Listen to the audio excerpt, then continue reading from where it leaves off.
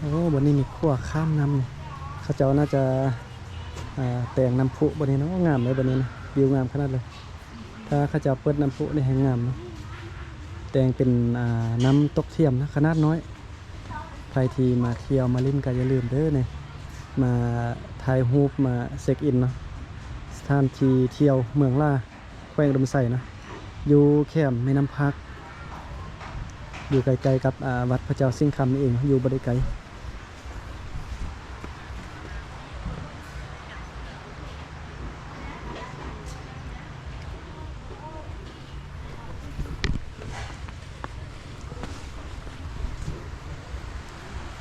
โอ้วิวงามขนาดหมาลินนี่คักขนาดเนาะนะเขาจะแต่งตุ๊บอยู่แคมป์แม่น้ำพักแบบนี้เลยมีนักท่องเที่ยวมาลิ้นไล่เนาะมาแวะกินข้าวมันนี่ก็บุญปีใหม่เลยวันที่1 เดือน 1ปี2026เนาะแล้วก็มีสลิงนะพ่อแม่พี่น้องพุ่นนะสลิงนี่จะอยู่ทางด้านถึงพุ่นแล้วก็ขี่ข้ามแม่น้ำพักมาโอ้วิวงามเลยนี่เขาจะแต่งตุ๊บไล่ขนาดเลยตุ๊บเรียบแคมป์แม่น้ำแบบนี้นะส่วนรายการเดินทางข้อมูลลังการลักษณะแบบการเดินทางรีวิวสถานที่เที่ยวนะบ่ได้ไปนั่งเล่นนั่งเที่ยวคือคนอื่นอย่างดอกเพียงแต่มารีวิวให้FC ให้พ่อแม่พี่น้องที่ติดตามบ่อลังได้เบิ่งเนาะว่าสถานที่เที่ยวแต่ละบ่อนอยู่จุดใดเพื่อที่จะ FC หรือว่าพี่น้องท่านใดที่สนใจอยากจะไปเที่ยวอยู่สถานที่บ่นั้นแต่ว่าบ่ฮู้ที่จะไปนะบ่าวลังก็จะมารีวิวแนะนำให้เนาะว่าสถานที่เที่ยวบ่นั้นอยู่ไสข้ามมาอีกฝากเนาะเดี๋ยวพามาเบิ่งบทขี่สลิงแต่ว่าตัวนี้ขี่บ่ได้ละเพราะว่าเขาจะเอาบ่เฮ็ดบริการขี่สลิงอยู่นี่แล้วเนาะปกติถ้าว่าผ่านมามีขี่สลิงนี่เห็นบ่จะขี่ตามเสือกนี่อยู่บนต้นไม้ฝากคุณขี่มาทางด้านนี้นี่50,000กีบเนาะเมื่อก่อนแต่ว่าปัจจุบันนี้ถือว่าการบริการขี่สลิงอยู่นี่ถือว่าบ่มีละบ่กี่ไปท่ามันพนักงานเขาเจ้าว่านะโอ้นี่มันรีสอร์ทบ่บ่ลังกับบ่ในใจนะมีเป็นเบอร์101มีประตูอยู่นี่โอ้น่าจะเป็นรีสอร์ทบ่แล้วก็มีบนนั่งนะนั่งเล่นบนนี้พอพี่น้องโอ้วิวงามเนาะอีกอย่างกับสถานที่บนนี้ก็อยู่ลึกต้นไม้ใหญ่แบบนี้นะต้นไม้ใหญ่มันจะบังอาทิตย์ดังบังดวงตะเวนนะมานั่งพักผ่อนนี่บรรยากาศเย็นอยู่นี่นะโอ้น่าจะเป็นรีสอร์ทโอ้นะไม่แล้วเป็นรีสอร์ทอยู่นี่เพราะว่าเห็นอยู่นี่เบิ่งเนาะแต่บ่หลังบ่ได้ใจว่าอยู่นี่ยังรับบริการให้มาพักหรือบ่น่าจะแพงเนาะคืนนึงเนาะพอไปพี่น้องเบิ่งโอ้งามเลยอยู่นี่อันนี้ก็แม่นอันนี้เป็นรูปปั้นมักฟักทองมักเนาะเป็นโฮมสเตย์บ่เราเป็นรีสอร์ทนอนนี่บ่อันนี้เบอร์102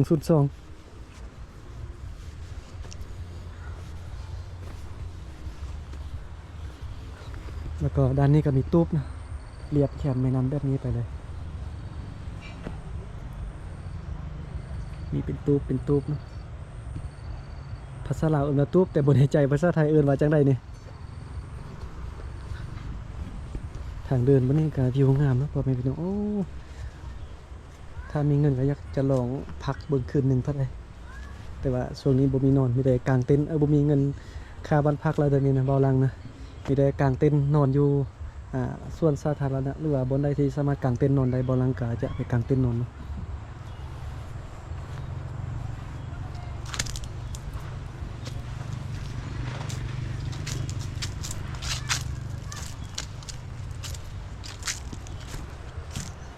ใครที่มักความสงบนะมานั่งพักผ่อนกินข้าวกินน้ำก็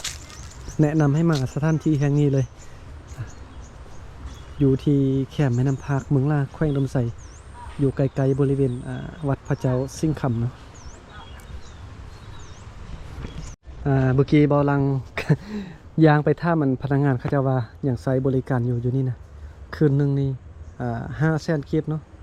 สามารถมานอนอยู่นี่คืนหนึ่ง500,000กีบมีแอร์พร้อมมีไฟฟ้าไซพร้อมเนาะบอลังเดินทางมาก็ได้คมหูเป็นไอเดียได้มันน่าจะไปเฮ็ดอยู่เหมือนเบิ่งข้อดีของการเดินทางไกลเขาก็จะได้คมหูได้ประสบการณ์เนาะคือกับคำสุภาษิตคำว่าคนบ่ออกจากบ้านบ่เห็นดาวเดินไกลเนาะคนบ่ไปหาเฮียนก็บ่มีความรู้นี่บอลังมาเห็นก็ได้ไอเดียได้ข้อคิดได้ไอเดียเนาะถ้าว่ามีเงินไปแต่งอยู่บ้านก็น่าจะดีเนาะมึงเนาะงามเลยคืนหนึ่ง500,000กีบมีไฟฟ้ามีน้ำใสสะดวกสบายมี ห้องน้ำอยู่ไหนบ่ลังกับบริษัทเขาจะเมื่อกี้น่าจะบ่มีห้องน้ำอยู่ไหนเนาะหรือว่ามีกะบ่แน่ใจแต่ว่าอยู่นอกนี่มีห้องน้ำเนาะอยู่นี่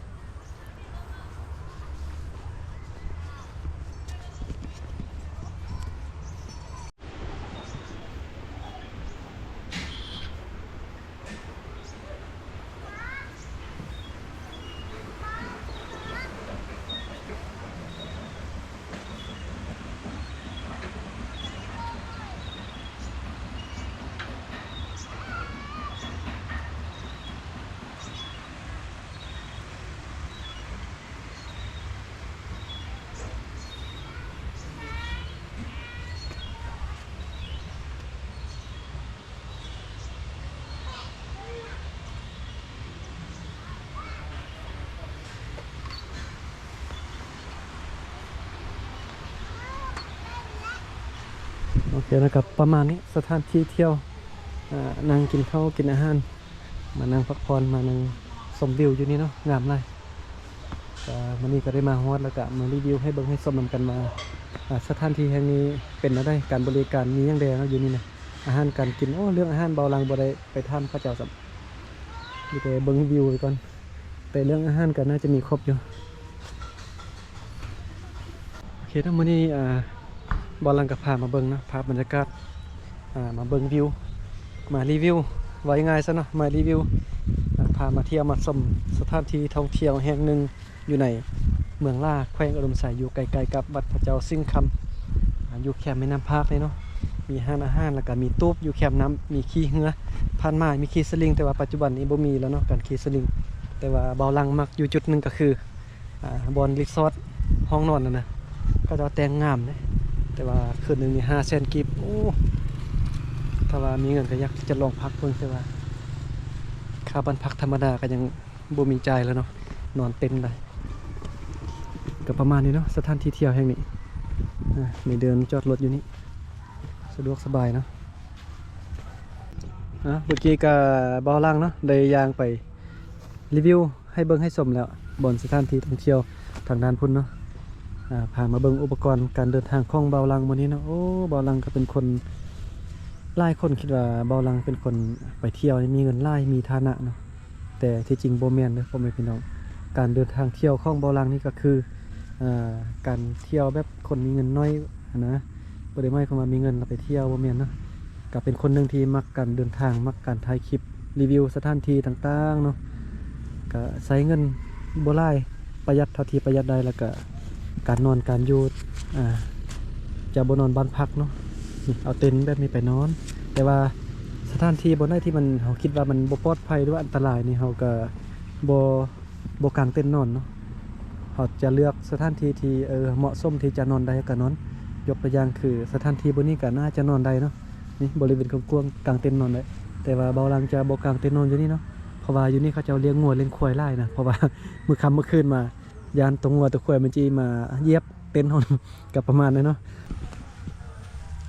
เกณฑ์ทั้งหมดนี้ก็เป็นภาพบรรยากาศที่เบาลังพามาเบิ่งมาชมมารีวิวเนาะสถานที่ต่างๆอยู่ในประเทศลาวหรือว่าพ่อแม่พี่น้องท่านได้สนใจอยากจะรู้หรือว่าอยากจะให้เบาลังไปรีวิวสถานที่บ่ได้ก็สามารถบล็อกคอมเมนต์บล็อกเบาลังได้เนาะเบาลังถ้าว่าไปได้ก็จะไปรีวิวให้เบิ่งให้สมนกันหรือว่าใครที่ต้องการเนาะอยากให้เบาลังเป็นคนนำพาเที่ยวเบาลังก็ยินดีเนาะยินดีที่จะพาเที่ยวค่าจ้างนี่ก็บ่ได้เอาค่าจ้างเพียงแต่ว่าซื้อน้ำมันซื้อรถจักรให้แล้วก็เลี้ยงข้าวเลี้ยงน้ำแล้วก็ที่พักอาศัยนอนบ้านพักก็ได้หรือว่าจ่ายค่าบ้านพักให้เนาะหรือว่าไปกางเต็นท์นอนตามสถานที่แบบนี้ก็ได้เนาะถ้าว่าไป2-3 คนไปหลายคนนะก็เบาลังก็ยินดีนำพาเที่ยวเนาะ